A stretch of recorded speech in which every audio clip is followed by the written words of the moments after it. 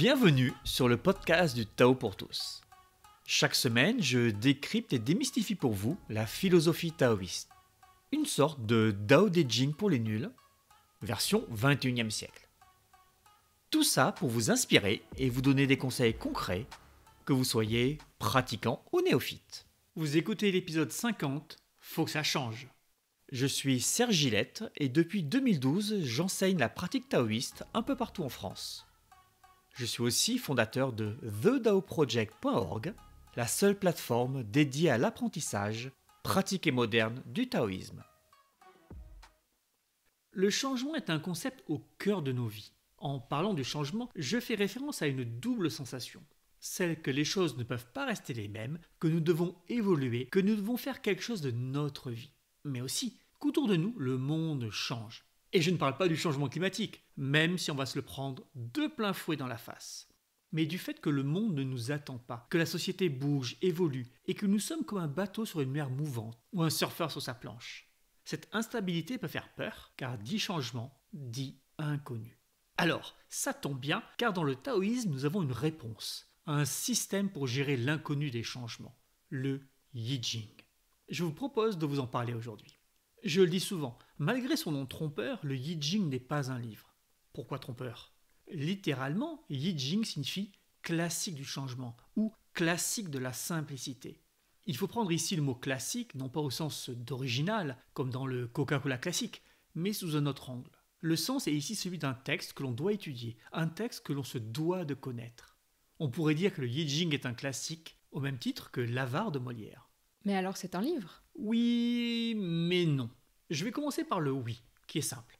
Il existe un livre, un classique, qui devait être étudié par tous ceux qui prétendaient passer les examens impériaux.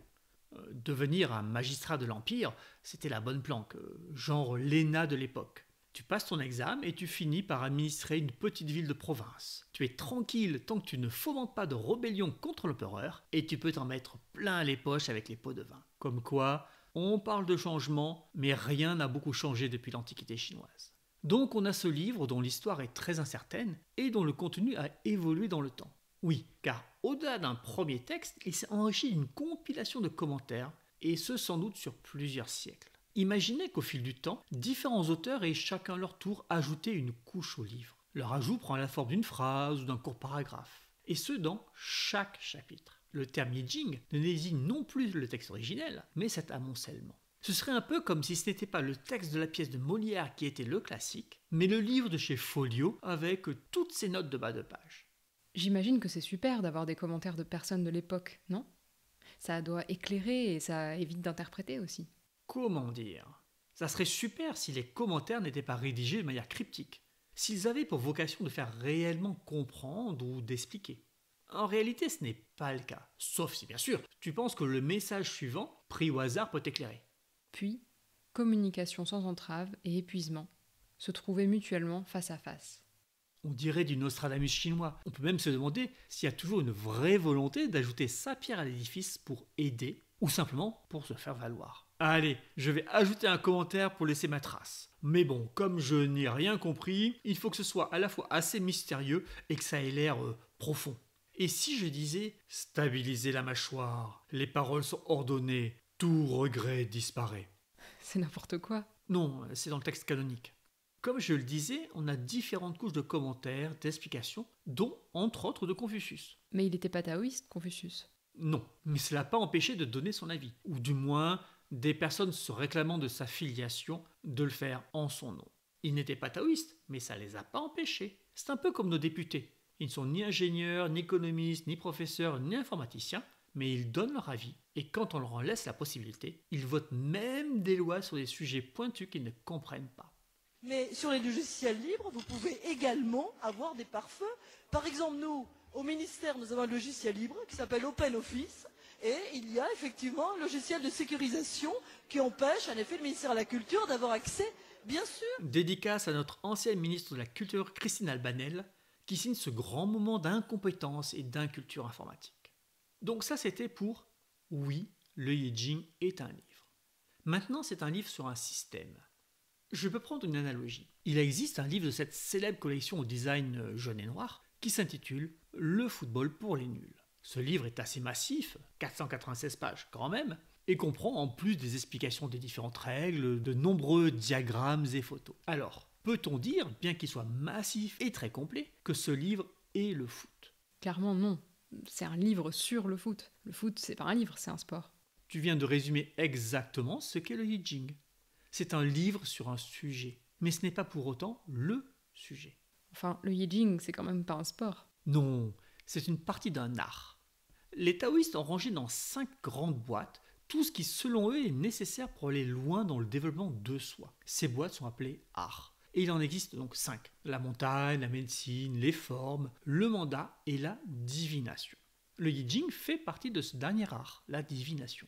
Tu peux nous en dire un peu plus sur les autres arts? Non, parce que là, montagne, les formes, quand même. Pas de souci. Si les noms sont un peu bizarres, ils font néanmoins sens. Commençons par ce qui est évident, la médecine. Il s'agit de la médecine taoïste, bien entendu, celle dont va dériver plus tard la médecine dite traditionnelle chinoise.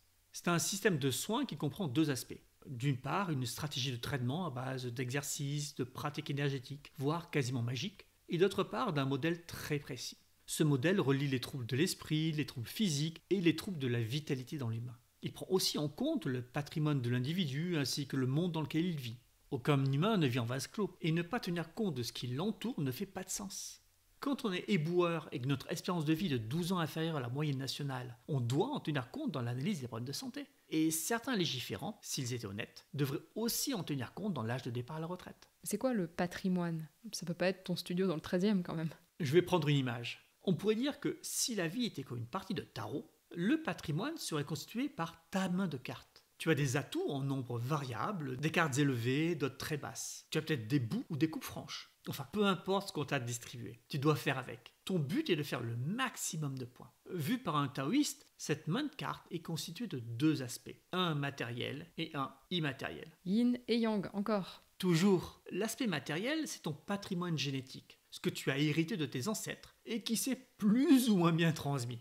L'aspect immatériel, ce sont des atouts non explicables par la génétique et qui donnent des capacités ou des tendances très particulières. Tu peux donner des exemples? Oui, par exemple, certaines personnes vont toujours trouver le meilleur prof, et ce, quel que soit le domaine. D'autres sauront toujours comment s'adapter aux différentes situations. Certains auront un vrai don avec les animaux. D'autres encore auront de sérieux talents artistiques, alors qu'il n'y a personne dans leur famille qui ait le moindre don à ce niveau-là. En plus, je crois pas qu'il y ait de gènes de la musique. Non, en effet. Donc pour les taoïstes, tout ce qui ne peut pas s'expliquer par la génétique provient de ce patrimoine immatériel. On dit qu'il vient du ciel avec une majuscule. De la même façon, on va dire que le patrimoine génétique, donc matériel, vient de la terre. L'humain est ainsi l'héritier en quelque sorte du ciel et de la terre. Ciel et terre sont en relation. Prospérité.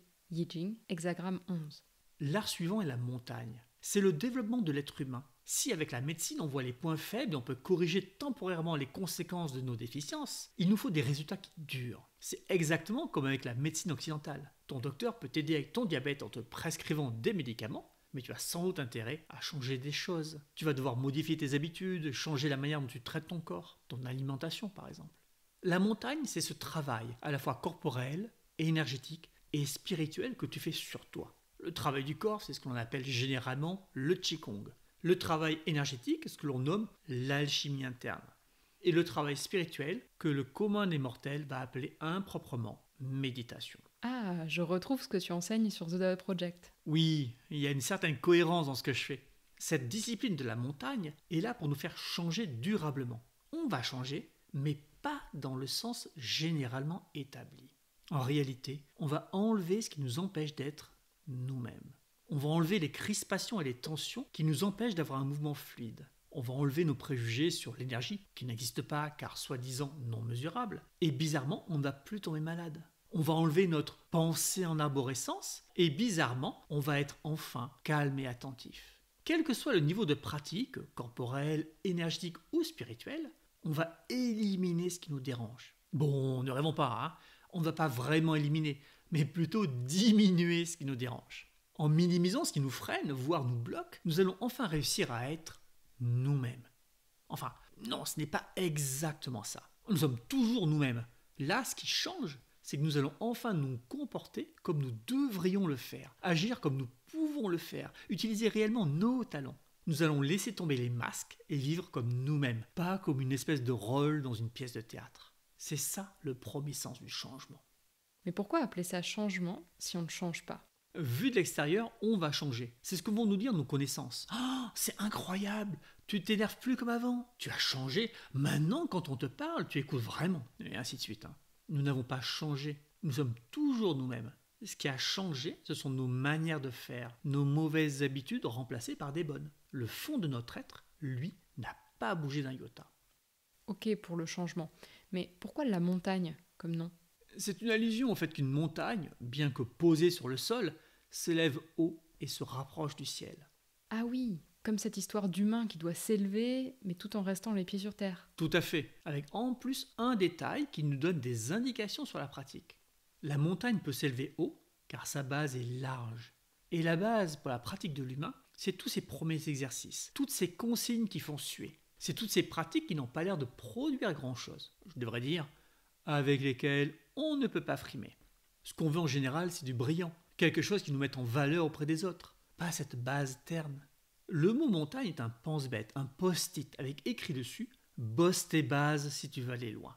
C'est marrant, comme dans le domaine sportif, personne ne remet en question l'entraîneur quand il fait répéter les exercices vus au premier cours. Aucun nageur olympique ne rechigne à faire des séries d'éducatifs. Personne ne va râler en allant faire un cours d'équitation s'il commence par panser son cheval et à le faire marcher au pas. Aucun boxeur ne râle de faire de la corde à sauter. C'est la base et c'est essentiel. Mais bon, dans le développement de l'humain, on veut pouvoir frimer et on va souvent oublier ce bon sens. On veut les derniers exercices, les plus brillants, soi-disant les plus puissants. Et oui, c'est paradoxal quand on pense qu'on parle de développement humain. Après, dans les 5 arts, on a les formes et le mandat. Les formes, c'est l'étude du monde qui nous entoure, des gens qui nous entourent. On les étudie du point de vue de leur aspect, de leur propriété, de leur forme, justement. C'est là qu'on va retrouver le feng shui et le mianshang du visage. Le taoïste sait qu'il vit dans le monde, donc il se dit que s'il comprend mieux le monde, il aura plus de chances de s'en sortir. On pourrait, en reprenant l'analogie du tarot, voir les formes comme une analyse des règles du jeu, de la situation. 4 joueurs ou 5 joueurs. On joue de l'argent ou des allumettes. C'est le soir, tard, après plusieurs bières, tout le monde un peu fatigué, ou sur la terrasse du café à midi. Quels sont les enjeux? Donc c'est essentiel pour la médecine taoïste, parce que tu as dit qu'elle s'occupait de l'humain dans son environnement. Oui, c'est une partie importante, même si elle n'est pas primordiale. Lequel de nous, du monde, est le maillon faible? Nous, Entre nous et le monde, lequel change plus rapidement? nous, Oui, donc il faut d'abord s'occuper de soi, du plus simple, du plus rapide. Après, on s'occupera du monde. On n'oublie pas qu'il a une influence sur notre vie, on en tient compte. Mais ce qui est plus rapide à corriger, c'est nous.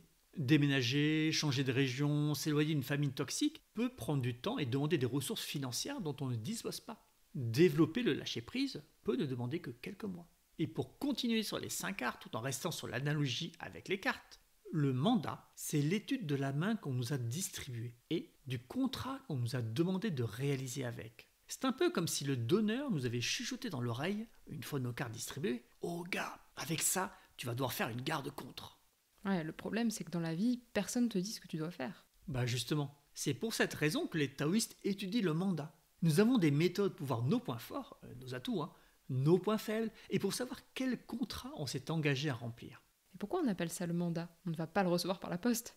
Non, cela fait référence au nom complet qui est le mandat du ciel. Selon nous autres taoïstes, le ciel te charge d'exécuter une mission. Il te donne le pouvoir de le faire à sa place. Il te mandate. Le pouvoir, c'est ta main de carte. C'est en effet la main de carte. Et on dit qu'il t'a donné le bon jeu pour que tu puisses remplir le contrat qui va avec. À toi de jouer correctement. Elle a fait une garde contre et elle annonce une misère. Encore faut-il connaître son mandat. Ah, mais ça, tu ne l'enseignes pas. Non, pas encore, car c'est moins important que la montagne. Si je prends une autre analogie et je compare la vie à un voyage, où l'on doit aller du point A au point B en voiture, qu'est-ce qui est important? De savoir où on doit aller. Pas d'avoir une voiture? Pas de savoir la conduire? Pas de connaître le code de la route? Pas de savoir lire une carte routière? Ah, vu comme ça. C'est bien gentil de savoir où aller, mais tant que l'on n'est pas un minimum près, cette information est inutile. Pire, cela peut être contre-productif, car on va s'imaginer des choses. On risque de fantasmer. Et comme tous ceux qui ont suivi la dernière masterclass le savent, il s'agit là de l'un des 8 vices de l'humain. Mais on part que lorsqu'on est prêt. Non, on part avant. mais pas trop vite. Et c'est très important, on va continuer de se former en route. Car n'oublions pas que, même en connaissant la destination, nous n'avons pas d'idée précise sur les embûches qui vont se dresser sur notre chemin. Bah quand même, si je fais un Paris-Pékin en 2 chevaux, je sais quel paysage je vais traverser. Oui, mais est-ce que tu as une idée précise du nombre d'accidents de la route, du nombre d'inondations, de pneus crevés, d'orages de grêle, de guerres civiles, de pots de vin auxquels tu seras confronté? Non. C'est de ça dont on parle.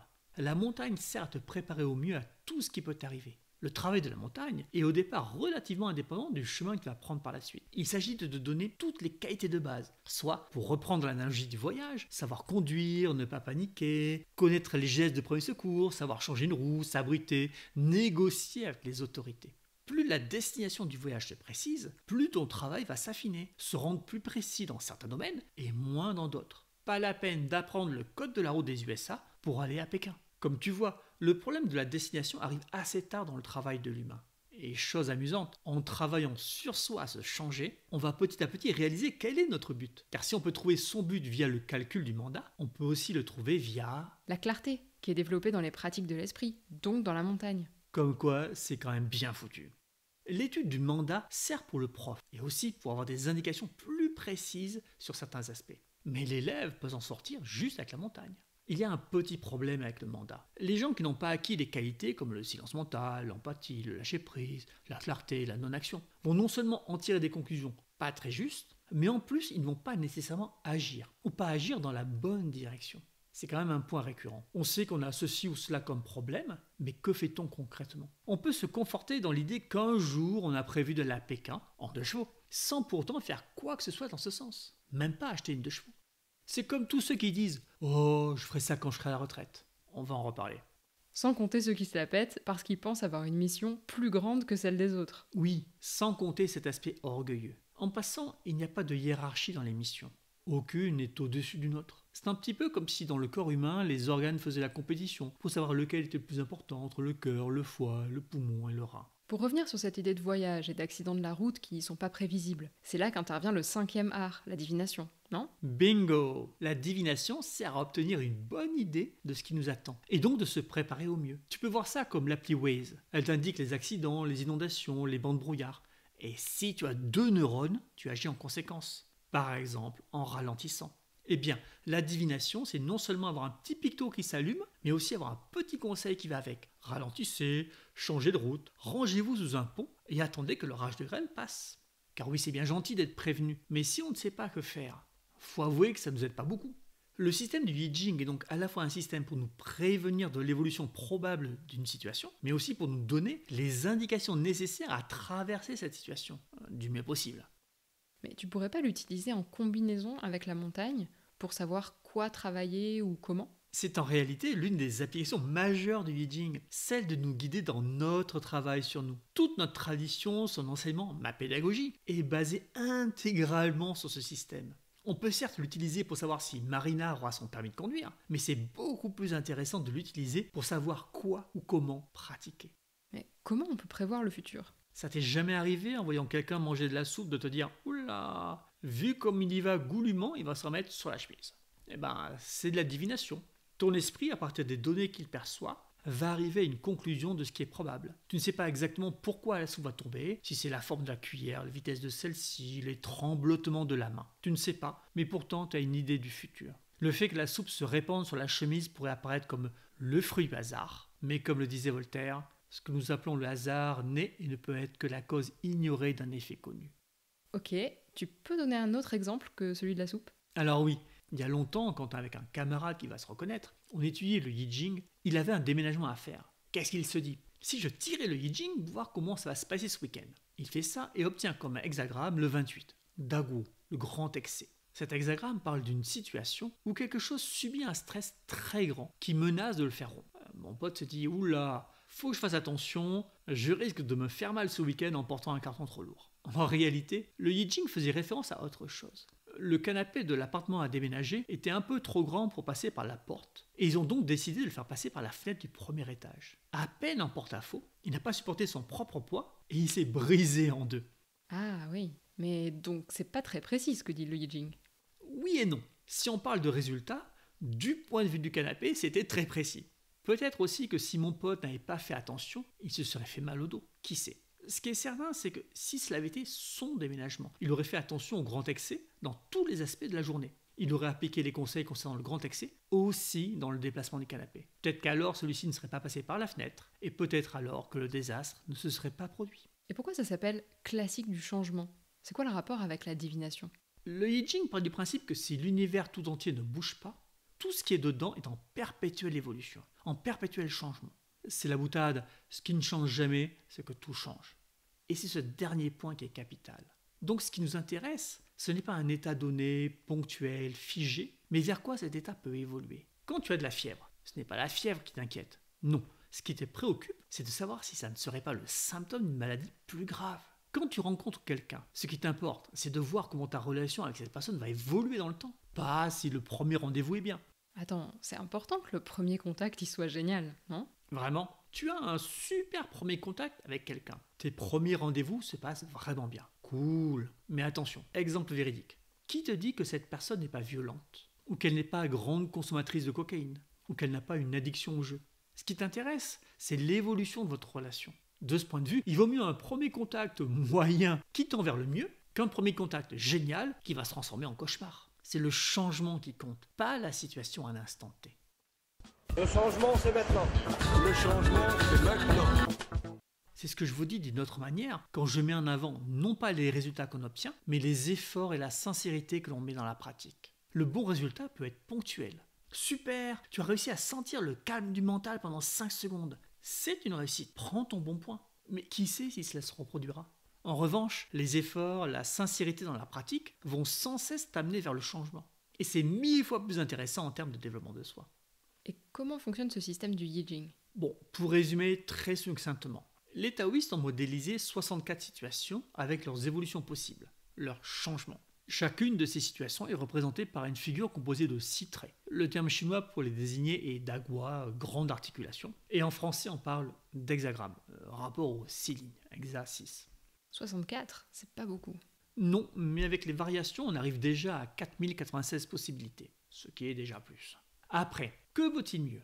Des millions de cas particuliers ou des méta-situations? Personnellement, je préfère avoir à comprendre 64 concepts que plusieurs milliers. Et dans les faits, ça fonctionne. C'est déjà le genre de conseil qu'intuitivement on peut connaître. Plutôt que de te dire « fais attention avant de traverser la route au niveau de la boulangerie », on va dire « la situation présente un risque, étudie bien tout avant d'agir ». Ça va s'appliquer non seulement pour aller chercher le pain, mais aussi à ta demande d'augmentation, à la rédaction du dernier rapport de résultats. Il n'y a pas de limite. Tout ça en 64 hexagrammes. Bon, il faut se rendre compte que fabriquer un hexagramme n'est pas le plus compliqué. C'est le comprendre et l'appliquer à nous qui est difficile. Je ne parle pas du côté théorique de l'apprentissage versus mise en pratique. Je parle de nos limitations. Nous allons devoir dépasser nos dérèglements, nos envies de grandeur, notre manque de clarté sur nous-mêmes, notre absence de silence mental, interpréter le résultat sans le déformer. Comme avec tout oracle, on peut être tenté de l'interpréter dans le sens qui nous arrange. C'est la même histoire avec la lecture des signes. Ça veut dire qu'il faut un bon niveau dans la montagne avant de commencer l'étude des changements? Non, pas du tout.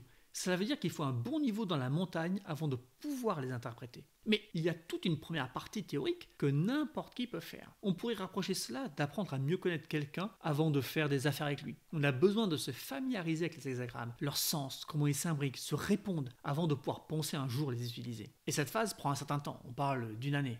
Donc autant commencer tôt. C'est pareil pour tous les outils. C'est juste. J'ai beau avoir un poste de soudure électrique, je ne vais pas me lancer dans un gros projet avant de m'être bien entraîné avant. L'étude du Yi Jing se fait en passes successives. On voit les 64 hexagrammes une première fois, avec un travail très spécifique et très personnel à faire. Puis on les revoit 2 par 2 pour mettre en évidence de nouveaux aspects qui n'ont pas été vus. Ensuite, comme on commence vraiment à les connaître, on va les voir sous l'angle très précis de la pratique taoïste. Et enfin, on va voir la lecture taoïste des hexagrammes, en liaison avec le monde et en liaison avec notre mandat. Sur thedaoproject.org, chaque phase correspond à un cursus. Premier cursus, première phase, et ainsi de suite. Ah ouais, c'est long. Oui, et encore une fois, c'est normal, car nous devons changer. Oui, encore une fois ce mot. Changer de manière de voir le monde, ou de moins de filtre à appliquer sur le monde pour, d'une certaine manière, mieux le comprendre. Il faut bien se rendre compte que rien de durable dans l'individu ne se fait rapidement. On pourrait dire que Rome ne s'est pas faite en un jour. Je pourrais aussi vous renvoyer à l'hexagramme 53 qui parle exactement de ce concept, celui de développement graduel.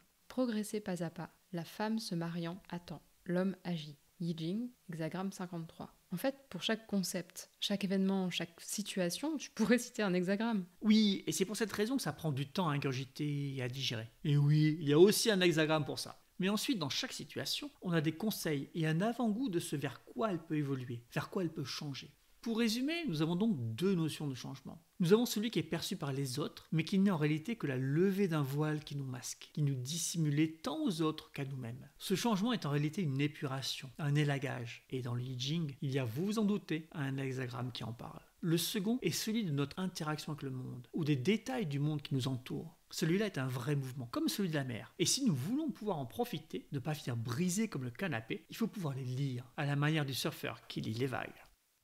Genre de vague qui ne te laisse pas le choix.